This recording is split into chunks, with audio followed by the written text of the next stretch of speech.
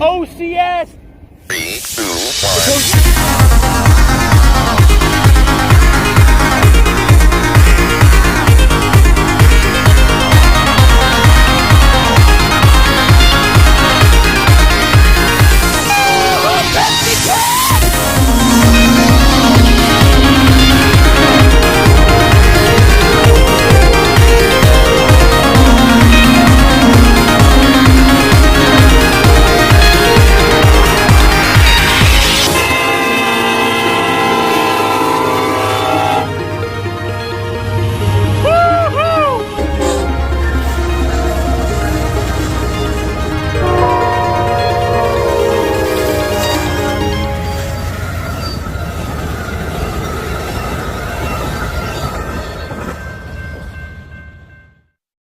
Prim an angry shake and then hug her, squashing something. Buttercup between us. Prim's explanation is already on her lips. I couldn't leave him behind, Katniss. Not twice. You should have seen him pacing the room and howling. He'd come back to protect us. Okay. I take a few breaths to calm myself, step back, and lift Buttercup by the scruff of the neck. I should have drowned you when I had the chance. His ears flatten and he raises a paw. I hiss before I fall. A general term that somehow includes everything that was needed for him to sound the alarm. 88, The knowledge, 788. the opportunity, the courage. Something else I can't define. Peeta seemed to have been waging a sort of battle in his mind, fighting to get the message out. Why? The ease with which he manipulates words is his greatest talent. Is his difficulty a result of his torture? Something more, like madness?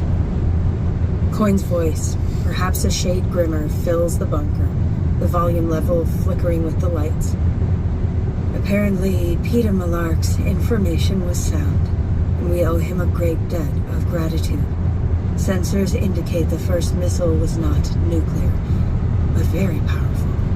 We expect more will follow. For the duration of the attack, citizens are to stay in their assigned areas unless otherwise notified. A soldier alerts my mother that she's needed in the first aid station. She's reluctant to leave us, even though she'll only be 30 yards away. We'll be fine, really, I tell her. Do you think anything could get past him? I point to Buttercup, who gives such a half-hearted hiss we all have to laugh a little. Even I feel sorry for him. Fingertip moves in short, gentle strokes between Buttercup's eyes. And don't say you're fine. It's true. Whatever the opposite of fine is, that's what I am. So I go ahead and tell her about Peeta. I've stopped talking because there's really nothing left to say. And there's this piercing sort of pain where my heart is. Maybe I'm even having a heart attack, but it doesn't seem worth mentioning. Katniss, I don't think President... For this purpose, the citizens of 13 are truly starved for entertainment. It's on the third night during our game that I answer the question eating away at me. Crazy Cat becomes a metaphor for my situation. I am Buttercup. Peeta, the thing I want so badly to secure, is the light. As long as Buttercup feels he has the chance of catching the elusive light under his paws, he's bristling with aggression. That's how I've been since I left the arena with Peeta alive. When the light goes out completely, Buttercup's temporarily distraught and confused, but he recovers and moves on to other things. This has to stop. Us living in the hospital, everyone views us as patients. It's not a problem for me. I can move into our family compartment, but Joanna's never been assigned one. When she tries to get discharged from the hospital, they won't agree to let her live alone, even if she comes in for daily talks with the head doctor. I think they may have put 2 and 2 together about the morphling, and this only adds to their view that she's unstable. She won't be alone. I'm going to room with her, I announce. There's some dissent, but Haymitch takes our part, and by bedtime, we have a compartment across from Prim and my mother, who agrees to keep an eye on us. After I take a shower and Joanna sort of wipes herself down with a damp cloth, she makes the I have when Peeta goes goes off on some kind of tear about me, always taking my side, blaming his negative perceptions on the Capitol. 75-22. She has more influence on him than any of the others do, 6308. because he really does know her. Anyway, even if she's sugarcoating my good points, I appreciate it. Frankly, I could use a little sugarcoating. I'm starving, and the stew is so delicious. Beef, potatoes, turnips, and onions in a thick gravy.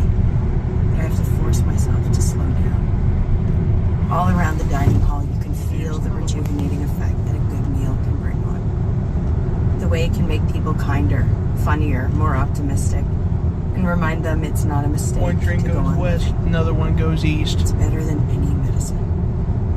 So I try to make it last and join in the Let's see conversation. what we have here. Sop up the gravy on my bread and nibble on it as I listen to Finnick telling some ridiculous story about a sea turtle swimming two off of his trains, back. actually. Laugh before I realize he's standing there, directly 70-14, across the table, 9103, behind the empty seat next to 87-35 Julia, leading. watching me. I choke momentarily as the gravy bread sticks in my throat. And Gila, 70-14 has no says headlights Dilly. on. It's so nice to see